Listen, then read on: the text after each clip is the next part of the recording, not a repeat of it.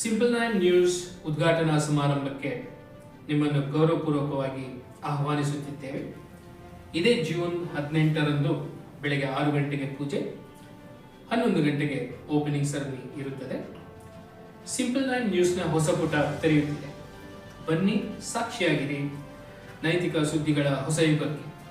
ನಾನು ನಿಮ್ಮ ಸಿಂಪಲ್ ಮನುಷ್ಯ, ಸಿಂಪಲ್ ನೈನ್ ನ್ಯೂಸ್ಗಾಗಿ. Social activist, anti corruption flag bearer and lawyer Shri ಟಿ.ಜೆ.